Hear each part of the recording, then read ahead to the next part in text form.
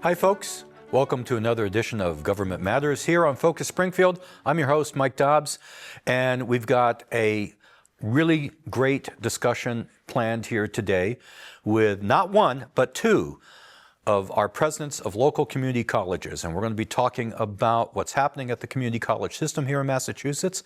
So seated on the couch is Dr. John Cook, president of Springfield Technical Community College, and Dr. George Timmons, who is president of Holyoke Community College. Full disclosure here, my wife went to both of your schools at different times in her life. So we believe in the community college system. And also, full disclosure, I have been for many years, when given the opportunity to give some young high school senior advice, I will say, you should go to college with a plan. Just don't go to go. But going to a community college gives you the opportunity to explore educational options and career options at a price that then makes going for your bachelor's at another school actually affordable. So that's, I've been shilling for you guys for a long time. You had no idea. I appreciate you. And I say this because I really do believe that community colleges are literally the gateway for most Americans to get additional education past high school. I really do. So let's talk about the big news that affected both of your schools, and in fact it affected every school in the Commonwealth, which was last summer when the governor signed into law this $117 million that broadens the free concept of community college. And I want answers from both of you. But how has this affected your schools? And we can get into details naturally, but offhand, have you both seen an increase in applications, an increase in enrollment? Dr. Cook, we'll start with you. Yeah, in a nutshell, Mike, appreciate it. It has been a game changer. That is really the long and the short of it. It's dramatically changed our fortunes. Community colleges, not only in Massachusetts, not only in New England, but in the Northeast, had about a 10 years worth of enrollment declines. And so with the first step back, Mass Reconnect for free community college for adults 25 or older, and then Mass Educate now for universal free community college, certainly at STCC we've seen that step back, enrollment increases, certainly applications, but the attention, the positive attention for institutions that have always been the on-ramp, the access and affordability, that has made a significant difference with really breaking through some of the noise and the clutter sometimes. People have a lot going on in their lives. This really helps people understand the value that is right there for them locally. Dr. Timmons? Yeah, I would concur with my colleague. I said that we've seen a significant bump in increase, and I would dare to say globally or nationally that decline was probably over a course of a decade in some areas of the country, over 2 decades. And so this has been a real shot in the arm for Holyoke Community College. We are up over 25% over the past 2 years, up 12% over the year. And so it has been a good thing. I think it has opened up the doors for access and equity regardless of your financial circumstances. And I think it's an opportunity for us to increase and have an educated workforce for the state of Massachusetts. So your two schools are different. They have different kinds of programs in many ways. Of this increase in enrollment, have you seen trends about what students are interested in? Are they interested in a 2-year program? Are they interested in a certificate program? What's going on at HCC? Have you seen trends already? Yeah, so it's a mix. So our top majors or pursuits are in the foundations of health, which is kind of health sciences, liberal arts, business administration, psychology, and criminal justice are our leading majors at our institutions. For culinary certificates are one of our biggest certificate programs. We have a magnificent culinary arts program that is state-of-the-art. And so those are some of our top attractions in terms of what students are interested in. Have you seen any increases in interest? We have, Mike. Just like at Holyoke Community College, Springfield Technical Community College has certainly seen double-digit increases. That bounce back has been real for us. And we see it by and large across most of our programs. I want to take health programs and sort of set them right here and come back to them. But certainly when you think STEM, I mean, it's easy when you have two middle names to sort of call up programs like cybersecurity, building technology, HVAC, programs that STIC has. We've seen increases in a lot of demand, and frankly, people realizing these are really well-paying career pathways. We also certainly want to sort of celebrate the follow-through to baccalaureate institutions. Transfer for both of our institutions is as sturdy and as solid as it's ever been.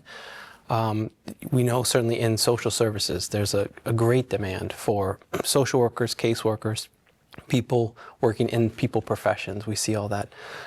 But certainly in healthcare, it's complicated because there is a lot of demand. We know in our region there's a lot of need for nurses, just always at the top of the conversation oftentimes. So our ability to graduate more is one of those where there's lots of other considerations. Do you have enough faculty? Do you have enough spaces for clinical rotations? What about patient simulation? This is why we've had to push ourselves with this opportunity, is to also work on graduating more nurses. STCC is going to offer an accelerated nursing pathway. This is people who are LPNs, licensed practical nurses, or paramedics. So they've sort of got advanced standing, if you will. We can push them through in a little over a year, and that'll allow us to graduate a few more nurses each year. So these are the ways we also need to sort of lean into some of the allied health needs. And again, we've also seen a significant increase in our health science degree. We have over 1,000 people just at the college interested in health pathways. So we have seen this rising tide lifting so many of our boats in the form of our programs. Agreed. Okay. Just checking my notes here. Let's talk about the free program itself. And I know that there are some requirements. So could you guys talk about the free element and what is expected of the student, and which students are eligible and which students may not be? You want to kick that off? Sure. So you have to be a Massachusetts resident, a year or more, ideally. You have to have graduated from a high school in the state of Massachusetts. You have to apply for the FAFSA, which is a federal student financial aid form, because oftentimes students may qualify for that. And so that's part of the requirements. And then depending on your status, then there may be other requirements that you may have to qualify for. But for the most part, it's really open. If you're a Massachusetts resident or graduated from a high school, you pretty much there's an option for you. Are there any age requirements, one way or the other? So depending on your age, it depends on. So a lot of this stuff happens behind the scenes, as my colleague Dr. Cook said. Mass educate, so 25 and older, or what we call free community college, mass educate. We work on that on the back end, depending on which one you qualify for on the back end. But students, it's really agnostic to the student. Okay. Mike, I would add, the biggest thing for us is Massachusetts has done this in a way where it has really made it simple. The biggest hurdle, quite frankly, that we see is filling out the FAFSA. I mean, it can be a bit of a bear. Certainly there have been challenges in its lag with the updates to it, but just working through having to have your tax documents and some of those some of that type of paperwork, that's really the biggest hurdle. But when you go in there, there's no caveat that says if this, then that. That I think simplicity has really helped students understand, okay, navigating that allows me to be in the door and I don't even have to apply for something. The college will on the back end work through which of these buckets I go through, and also what stipend I'm then able to access for things like books and supplies. All that really has made for a really nice model that we're implementing. And I would only add, students also are qualified they still get their scholarships if they're qualified for scholarships as well. So it really is a wonderful opportunity to go back to school now. And I always say money is not a reason not to go back to school, at least to community colleges. Is this a fairly unique program, or do other states have it? Take that. Yeah, And I shouldn't even say fairly unique, because that's bad definition of what unique is. I should just say, do other states have free community college? No, they do. The short answer. The longer answer is there's lots of shapes and shades of this. Our early work with Mass Reconnect was based on a version in Michigan. We know, for example, Tennessee was out early with this and has been sort of the proving model because it's been in existence the longest. So there are certainly other states, certainly around in New England, that have worked through this. It seems like Massachusetts, though, has captured an essence here because, again, how simplistically we work through this.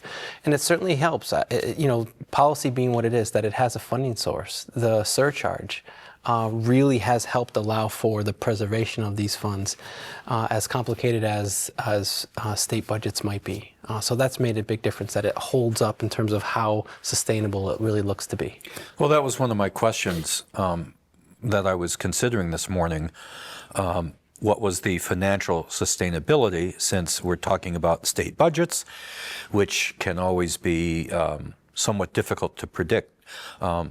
Do you two believe that this is a pretty sustainable model and that this will be something that is going to go into the future?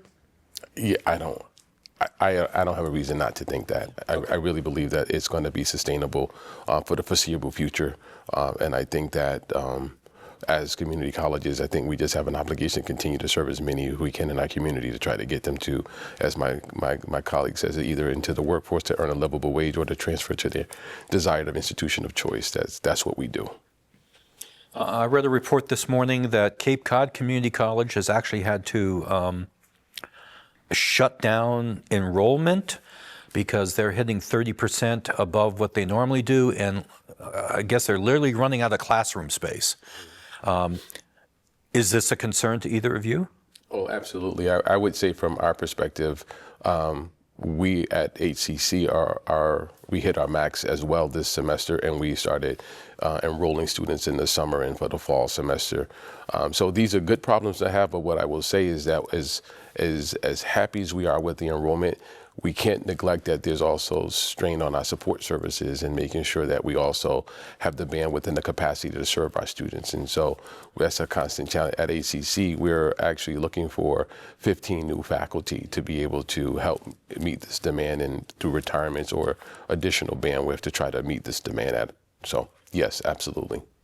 How about at Springfield Tech? I mean, 15 community colleges in Massachusetts, 15 different contexts and considerations, Mike, I think, with this. For us in Springfield, this is not a surprise, this bounce back. We've had some runway. I remind folks, if this past fall we had 5,500, a nice number for a New England Community College, 5,500 students full and part-time. We've been bigger. We were 7,000 students the fall of 2012. We've certainly been a lot smaller. And so as we navigate this, there's lots of considerations that go into this. Personnel, what's our instructional model, what's our staffing model, those types of supports. And there's lots of conversations that are happening, lots of planning that happens. But here's a number for you. 40% of all classes at STCC are online. That is a major difference from pre-pandemic. And so the operational structures are going to change in accordance with how we're delivering these programs. Again, if you're a health student, if you're a nursing student, you're a dental student, there's a lot of in-person, there's a lot of lab and clinical you're going to do. But so much of the rest of the enterprise really has this online or a hybrid component that really changes how we resource these things. So these are different kinds of conversations as we're planning for the future. I would agree with that. And also I would say the demographics of who we're serving is changing, right? 40% of my students are over the age of 25. 30% of my students are full-time versus 70% of my students. We just recently launched a parent success center on our campus to be able to accommodate our student parents as well as our adult learning success center, because we have such a significant number of adult learners whose needs are a little bit different than the 18 to 22-year-old. You can see the demographic shifts that are happening. And in fact, the fastest growing population in Western Massachusetts is those who are 65 and older. So what does that mean for us in terms of how do we deploy our services for those communities that we serve? Well, you guys have sort of answered my next question, but I'll ask it anyway because, I took the time to write it down. One thing that I read this morning in various news reports about this new program was it's just not making classes available. It's support structures, which is what you guys have both of you have mentioned. And the fact is that there are people who are working full-time who come to your schools. There's people, like you say, who are parents. Maybe they're single parents, working part-time, going to school part-time. And so the community colleges, in order to ensure the success of the students, sort of have to have these various support programs and structures. So the students really feel like, well, okay, I can actually concentrate on my classroom work. I can concentrate on these goals right now because I'm getting some help, some advice, some assistance elsewhere. So is it fair to say that the structural efforts that you've got at each of your schools is almost as important as the actual classroom curriculum and the teaching that goes on in order to make the students successful at the end? Yes, and you use the word, Mike, success. That actually means something very specific to us because there are dollars attached to a success initiative funded by the legislature, supported by the governor and the administration, that has allowed us to essentially staff in a way we wouldn't otherwise have been able to afford.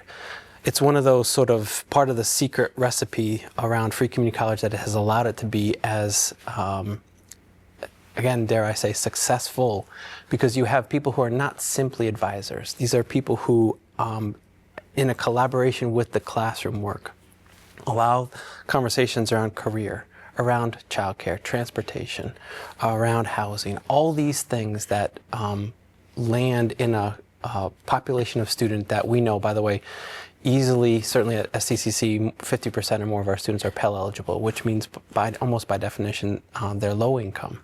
These are all the conversations that help go into the enterprise to ensure students have the supports that they need. So yes, the short answer is, but for us, people with people make a big difference in terms of retention, in terms of persistence, in terms of ultimately graduation. So those are the types of supports that really are making a difference for us. Yeah, I would concur with that. I mean, we have to support the whole student, right? It's not just about going to class and going home. For us, we have one of our biggest services is our Thrive Center, which is our food pantry that we open up to all of our students and staff who may need to partake in that. But it's really like a grocery store style setup, so we do it with dignity and pride. But as Dr. Cook said, that we have to be committed to the whole student for them to be successful. So we look at those housing, food insecurities, and we have a President Emergency Fund because those things like a flat tire might just stop a person from going back to school, or that dead battery in the middle of winter might just stop somebody from going back to school. So we try to do all that we can to remove all the barriers that would prevent someone from not continuing and to retain those students and to ultimately get them to the finish line, which is graduation. When I look at STCC and I look at HCC, I look at two organizations that are in gateway cities. And even though both of your colleges attract people from all around Western Massachusetts, because they do, basically, this is an area that we continue to struggle. Our core cities of Holyoke and Springfield. We have a lot of poverty. And I've always thought that the community colleges is one of these beacons of hope. And I'm not greasing these guys. I really do believe that, okay? Because so much of college financially is out of the reach of many, many people. Community colleges, even when you were before this program, were still within the reach of many people who wanted, for lack of better words, to better themselves, to better their situation in their lives. So I also read something this morning that actually sort of like flummoxed me a bit. In one article I read, it talked about the fact that privately, four-year private colleges and universities are not happy about this, because they feel that this is potentially taking students from them. And again, this was one of these news reports where no one from a private school actually wanted to say that for the record and be attributed to it. But they're telling reporters on background that they're leery about that. Now, this confused me because I've seen a number of local four-year private schools sign agreements with community colleges to basically be pipelines. You finish your 2 years at HCC or STCC, and if now you can go and finish the other 2 years someplace else.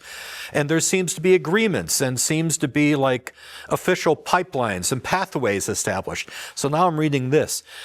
How do you guys think about this? Do you think you're in competition, or do you think you're in partnership with four-year private schools?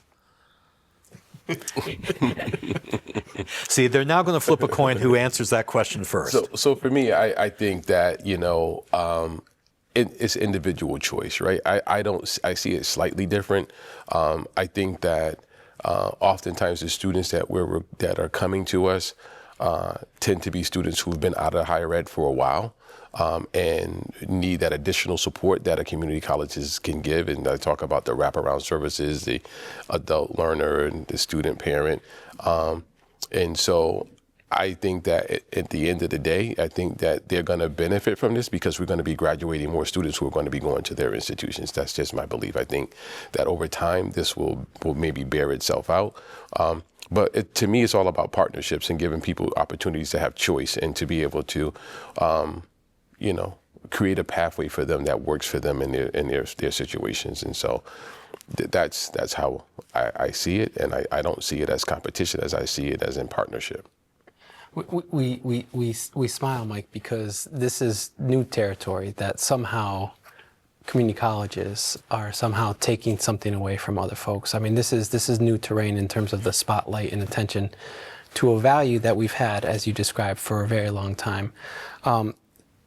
In our strategic plan at the college, we describe the educational ecosystem, and no doubt we have very good relationships, not only with our colleague presidents, but with the institutions. I mean, for instance, 22 STCC students dormed at AIC this past fall at American International College. So there are definitely resources we don't have that we need, and that baccalaureate pathway is really important. As much as we have a certain value at the associate's or certificate level, bachelors remain an important way for people to build skills that are very much needed in our economies. With that said, debt is a very big deal for so many of our families in the region, and being very conscientious of that. Again, my colleague, President Dr. Timmons, hits it right there. The idea of this false notion that it's a choice, even between our two institutions, as close as they are. A lot of folks don't realize the choice is our institution or nowhere is often the consideration for a lot of families because they have so much on their plate. They're contending with so many different things. So this is a new conversation, but again, when you look into it in that sense that the choice may be a false one because we are the only place sometimes for many students, and because of things like what is that cost consideration, it's a new day. No doubt these are existential times. I think people are using that term. What do we do? How do we do it? And for higher education. But we know Massachusetts has invested in us and asked us to frankly raise our profile and raise that value. And so we're happy to do it. So I want to talk about a couple things unique to each of your institutions. The Culinary Arts Center that HCC has established down on Ray Street, the Cubit building. I covered it several times when I was at the Reminder. It impressed the hell out of me. I mean, you could tell that if you were interested in culinary arts, this is a place that, I mean, it's state of the art. It's pretty impressive. And it was founded, and please correct me, Dr. Timmons, if I'm wrong on this, but if I remember correctly, it was founded with our friends on the other side of the wall here at MGM, with the idea that MGM needed culinary help. This was a way to create again, a pathway from people interested in that to getting the training, to getting the experience, and then being able to get a job. I think that's a pretty good example of the private-public partnership. So how are things going at the Culinary Arts program? So things are going extremely well. In fact, one of the things that we recently did as well is that in order to bring awareness to the community around nutrition and food, we actually, as an extension of the Culinary Arts, have a food truck that we now deploy throughout our community, teaching and offering opportunities to be educated about nutrition and providing food services to members of our community.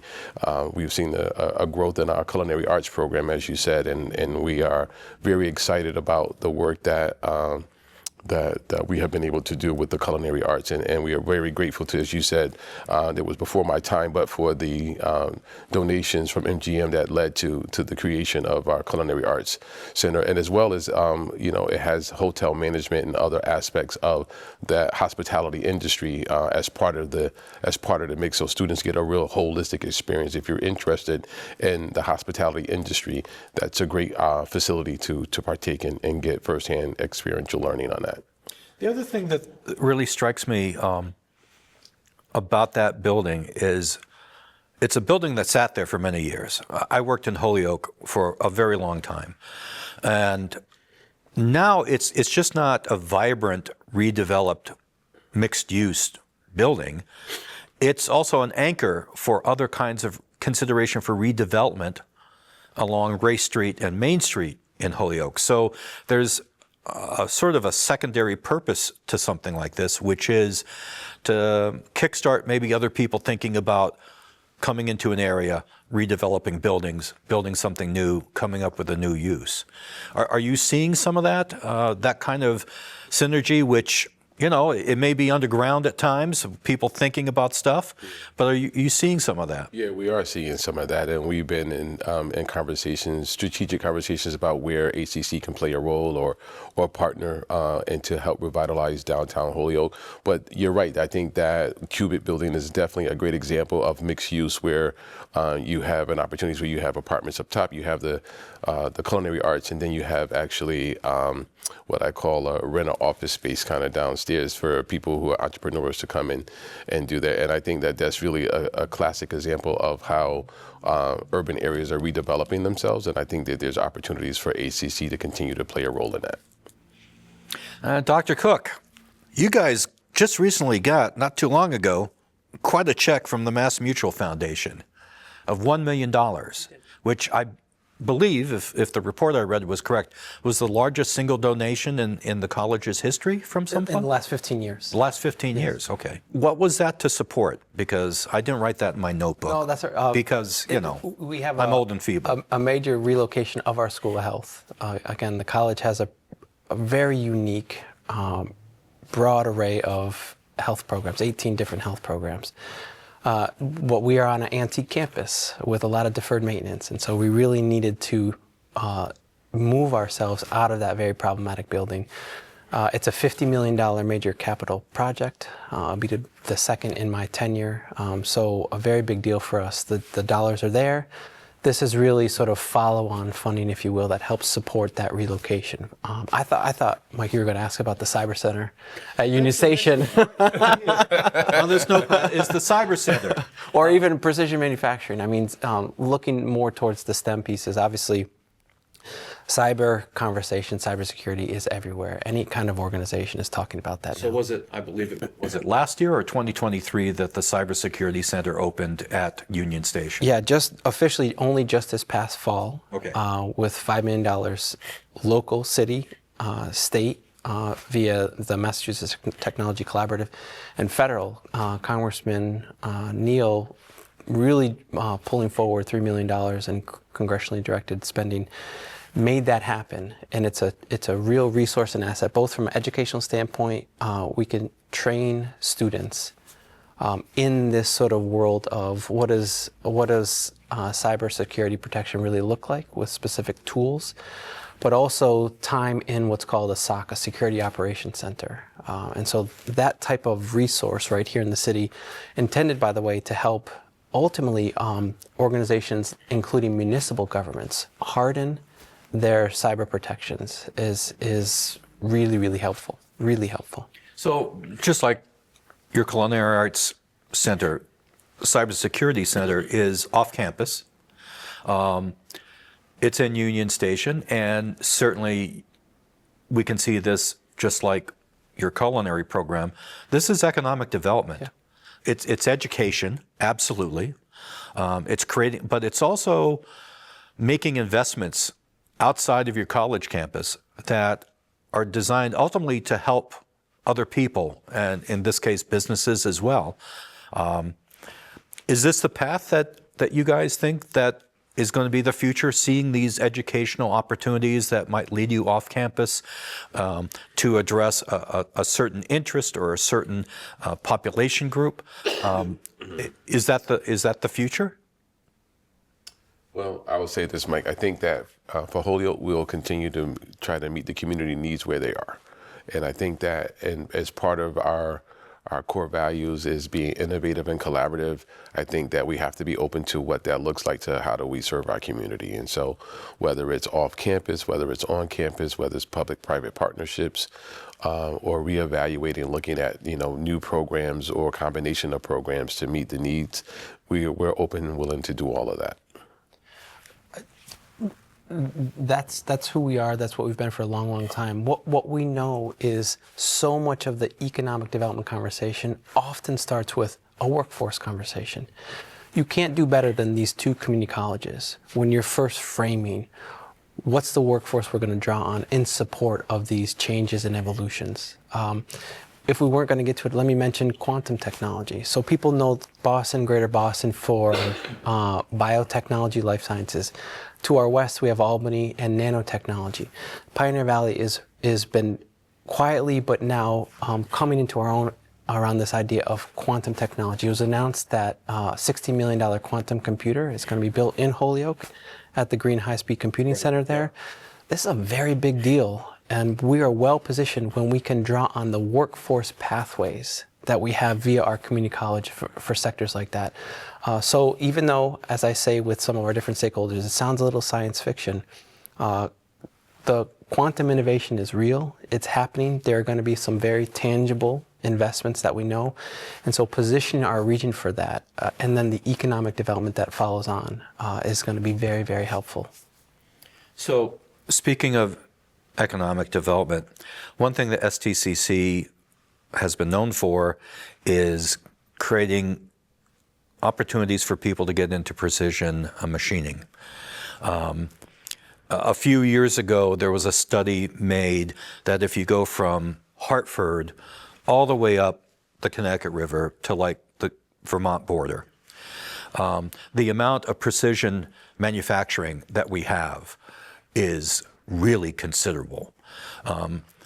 People may not think of this corridor as having that, but we do. So if you follow the Connecticut, literally from the Sound all the way up to Vermont, you're hitting all of these precision manufacturing. And for years, I know they were looking for people. In fact, they were calling back people who had retired because the demand for their services was so great. Is this still a priority for STCC? Is precision manufacturing still needing a lot of new graduates? Without a doubt. Precision manufacturing is alive and well in the Pioneer Valley. From Pratt & Whitney down in Connecticut up to a pilot precision run by former trustee Eric Hagopian in Hampshire County. I mean, you have this corridor here with skill sets and sort of legacy investment in some of these companies, large and small. What we've needed to do is demystify, Mike, what these careers are, and sort of draw from different threads of this. So not only robotics, but also CAD/CAM, CNC, but also photonics. I mean, when STCC has one of the only associates granting photonics program in the Northeast, you're in pretty good shape to sort of help invest in some of these unique companies that we have. What does the future look like, though? Supply chain is a big conversation. Optimization of that supply chain. What are we making and in service to which sectors and industries? We know via the CHIPS and Science Act, there's a lot of investment coming from the federal government into some sort of home-based manufacturing. That's a little bit of a longer arc in terms of that, but again, workforce. So yes, the college is very well positioned, continue to be very bullish around those. We want to even work with our early college pathways to have younger adults understand you like to work on things, you like to problem solve, you like to have hands-on equipment. We've got some career paths for you. Great. So I know I'm going to ask you guys to speculate, and a lot of people get afraid of speculation, but don't worry. Right now in Washington, D.C., we've got a lot of discussion about taking the Department of Education and gutting it.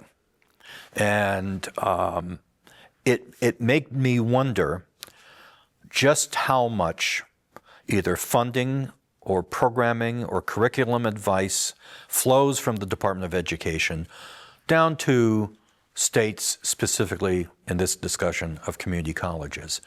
Do you guys get money through the Department of Education, for one thing? Grants or other kind of funding? Is this something that is concerning you about what is going to happen to the Department of Education? I would, without a doubt, I think it's obviously concerning. ACC does have a significant amount of federal grants that we receive, and we have to do an assessment of the impact of those grants, and so no one knows the future, but we are cautiously optimistic, and we are preparing as best we can for all scenarios. Yeah, I mean, uncertainty is always a work in progress. We've had recent experience, certainly of a different form, going through a pandemic. It's been quite an arc to see the college, to know the college before that, and have seen it through it. And now on this side, where there's just a lot of reimagination, quite frankly, across the entire higher education sector. We've talked about our fundamentals. I think they're as helpful as ever in a time like now. We'll leave it for other policymakers to offer conjecture around things like the status of the Department of Education. But what we know is things like Pell is a very big deal for us. And so the fact that that is in place, because that's the bedrock of our financial aid model, that's helpful and really essential. Yes, STIC also has multiple millions in federal grants that allow us to do things, quite frankly, that we would not otherwise be able to afford. And so those are some considerations that we're having to look through as well. But again, when we talk, the community college presidents meet still bi-weekly, the 15 of us, compare notes, talk and strategize as we're able to. A lot of it is just steady as we go. Our work is our work, and focusing on what we do gives, again, a foundation. And that's part of the conversation I know that I'm having with our employees, with our students, around just focusing on those essentials. I would agree. I mean, we have a mission, and we stay true to our mission. We have values, we live out those values, and we continue to strive toward our vision. And I think until otherwise told differently, I think that's the course that we take. Okay. So, young person watching this program, thinking about their future, what's their first step in terms of admission, the admission process for each of your schools? Is it a phone call? Is it on the web? What's the best way for them to get more information? All of the above. So phone calls, we have Welcome Wednesdays at HCC where that's our standard day where we welcome, prospective students to come in and meet with an advisor, talk about the admissions process and get them acclimated to what it would mean to be an HCC student. But students have an opportunity to walk our campus, take a tour. It's pretty, like as Dr. Cook said, we try to remove all barriers and just make it an opportunity to really just educate them and walk them through that experience. And so whether you're comfortable online, you can fill out an application online, or coming into the office, or picking up the phone and being walked through it, ACC, try to meet students where they are. The hardest step is the first step. Just work. We got a chat function. We've got in-person, online. We got any version to try to welcome and embrace that human being right there. But the first step is the hardest step, that they invest in their own time to make that time to work through which program they're interested in, start chipping away at that FAFSA and that federal financial aid document. Those are just the first steps that often, we gotta unstick that wheel a little bit and sort of move forward. Because when we find once we have them in classes, enrolled, they are, if they are adult who've been away from a long time, realize this is right. And sometimes they say, I maybe should have started this a little earlier. For those who are younger, they realize they're making a very smart, economical choice. So really the first step is often the hardest, like anything in life. Okay. Gentlemen, thank you for coming out on such a miserable day. And I really appreciate the work that you guys are doing and the faculty is doing at both of your schools, because I really am sincere when I say I really think that community colleges is a lifeline to a better life for someone.